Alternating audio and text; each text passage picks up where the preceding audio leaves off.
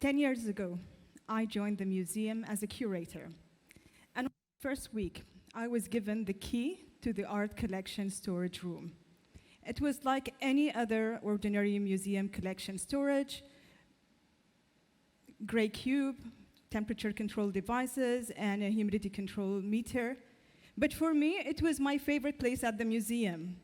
It's where I spent hours, days, weeks, years studying the collection, researching, looking at the artwork, but mainly hiding there.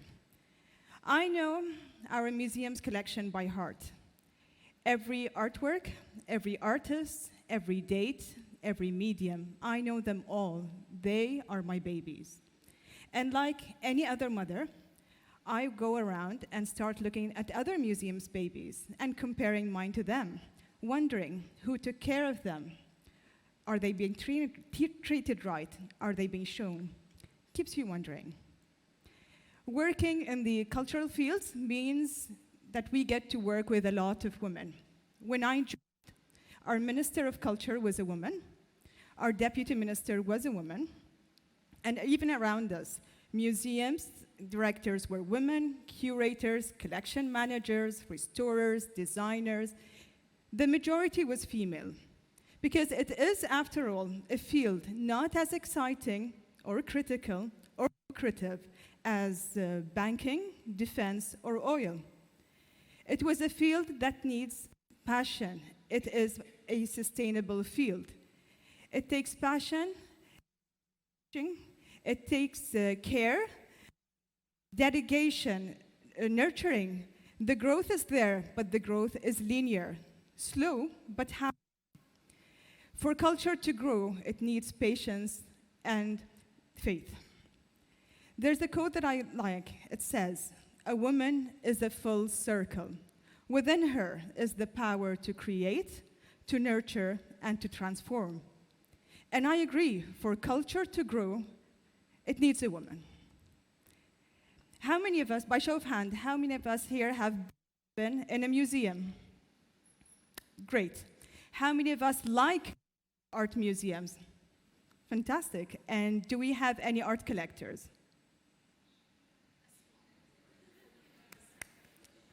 So we go to art museums, we go to the Pompidou, we go to the MoMAs, and we go to the Guggenheim. And by the way, did you know that the Guggenheim was found and led and managed by a woman?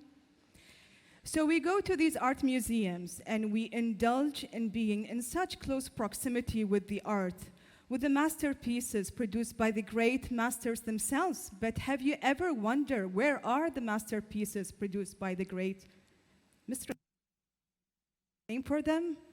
Do we know them? Why isn't there a female or a woman Da Vinci? Why isn't there a woman Picasso? Why don't we know their names? Were they there? Why doesn't anyone know about them, or remember them, or talk about them? It is sad, true, but sad. The matter of representation in the art world, in museums in specific, is determined by several factors.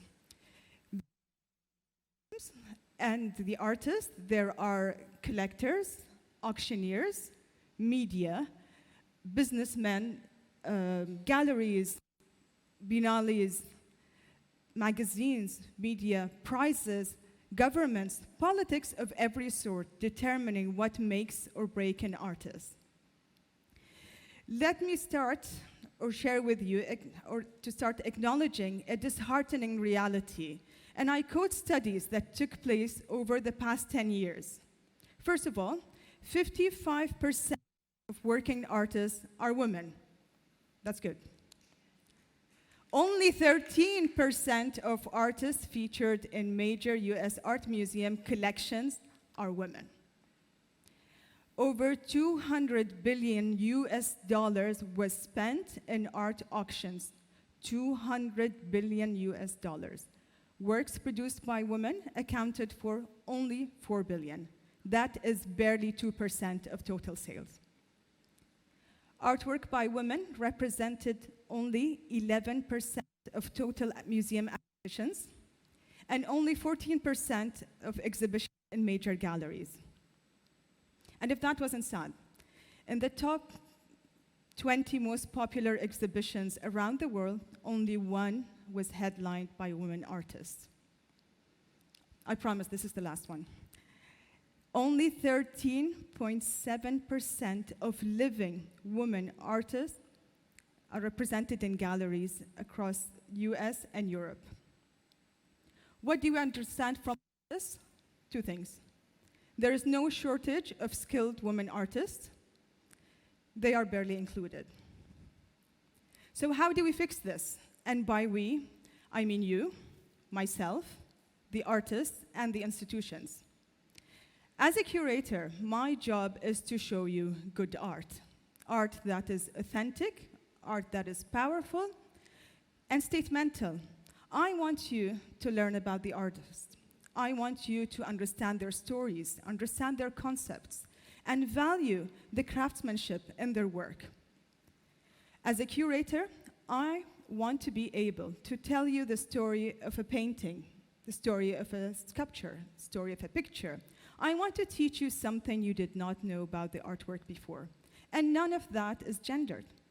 For that to happen, I need strong artwork. And for strong artwork to happen, we need strong artists. And for that to happen, we need to move from the call for equality to the call of empowerment. Cultural institutions, they play a role as well.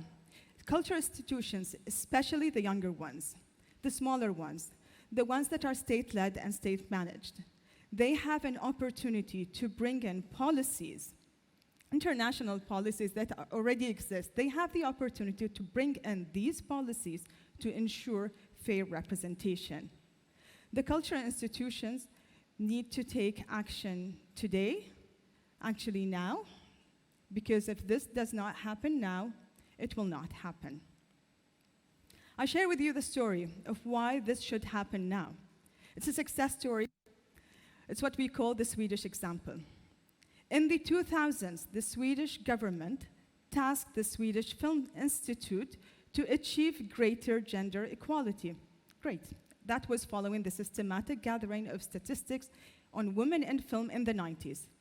The initial goal of 40 to 60 women to men ratio in funding was set. This in 2013 was increased to a 50-50 ratio. Let me tell you that full gender parity was achieved in 2016. It took 16 years for that to happen. An assessment showed that the quality of women-funded films was both high and receiving critical acclaim. That is to say, when women focused on making the films, instead of fighting and begging to be included, they produced better films. Let me also add that the person who pushed for this to happen was the Swedish Minister of Culture at the time, a woman. 10 years ago, when I walked into the museum and straight into the art collection storage, I started looking at the artwork. I saw that only 11% of the works in that collection were by women artists. Today, the percentage grew to 20% of good and exceptional pieces. This also happened during the reign of a woman Minister of Culture. Women artists play a role as well. Women artists are as important as men artists in the making of any art movement. Women artists should not be competing with their fellow male artists. They should be challenging themselves, challenging their potential. They should be more vocal about putting themselves in their artwork. They should believe in their talent. They should lead and not be afraid to ask for a seat at the table. And let me just say this, that not just Arab women artists are smart, are strong, are determined, and with the nothing can stop you. We, you and I, the audience, we have a responsibility too. We, the audience, the lovers of art, the receptors, wonder about your history. Question the absence of women's contribution to it in all areas, not just in art. Question, how many books are being published every year? How many films are being produced every year? Where are we in theaters? Where are we in music? Where are we in graffiti? Is Banksy? We, the audience, we, the lovers of art, we, the receptors, can advocate for better, more fair representation. Always question, support, collect, endorse, believe in the talent. Next time you walk into the museum or a book fair or a film festival, look around, find the woman, do the numbers, and know this is how history is being written, and know that this is how we will be remembered. Thank you.